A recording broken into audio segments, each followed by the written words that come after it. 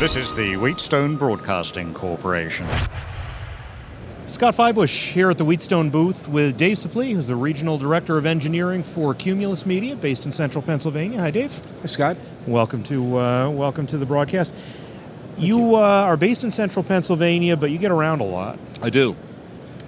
You're working on a project right now to move an AM station outside of Washington, D.C. Right. It's attracted a lot of attention. It's somewhat controversial, but it's unfortunately one of the realities of broadcasting today, where the property is worth a lot more than the radio station. This would be WMAL in Washington. Yes. So, let's talk a little bit, first of all, about some of the challenges that you're dealing with sort of on a corporate level. You've been hiring a lot of engineers lately at Cumulus, or at least trying to. Who's out there right now? When you go looking, what are you finding? I think everybody has the same kind of challenges. It's very tough to find good, qualified people. And, young people, a lot of when I started, radio stations had assistant engineers. Engineers had jobs at smaller radio stations. I started at a 1,000-watt daytimer. There aren't too many 1,000-watt daytimers in 2016 that have a full-time engineer or even a part-time engineer. Most of them have a contract guy. So where are they getting trained from? I don't know. It's been a challenge for everybody as the pool is getting smaller, as engineers grow older and retire. And we're seeing a lot of that. Yes. What skill sets, you're looking obviously at this point not only for people who can do RF, but for people who can handle all the IT requirements. I look for people who have the right thought process. And I usually, when I interview somebody for a position, the first thing I ask them is, whether it's IT or RF, I usually say, a salesperson has just come into you and said, my computer's not working. What's the first thing you do? And if they say something like, well, make sure that the internet's up and make sure that this is going, if they say, make sure the computer's plugged in, that's the correct answer. So I'm looking, and that's not something you can train.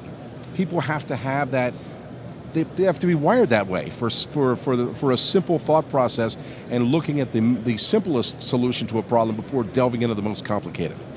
Can you teach somebody now how to do RF if their background is mainly in IT? I think so. The systems are so close now, and every new transmitter today has a port on it. Yes, I think it's very possible, and everything is modular. You're not working on a component level in electronics like you used to be. You'd go out and change you still maybe change the tubes in some transmitters, but you're not like pulling out the audio driver board and trying to diagnose on a component by component basis what the problems are.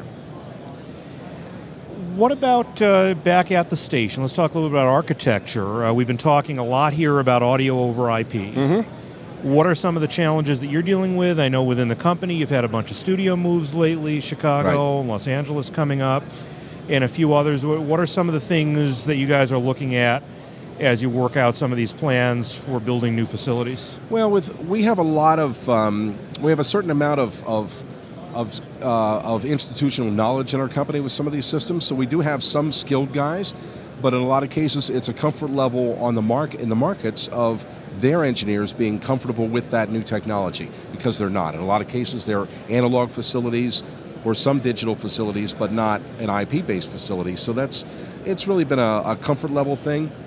We can usually, the products are all excellent, and you can get them to do what you need them to do, but the staff has to be comfortable enough with the technology to rely on it to do what it's designed to do. One of the things that I've always admired about the Cumulus corporate engineering culture is the way that everybody there seems to help each other. Mm-hmm. You do a lot of traveling to go do builds at other stations. How does that work internally for you guys? We have guys that we rotate around who may be good at certain things. We find that there's a guy who's particularly good at studio construction, for example.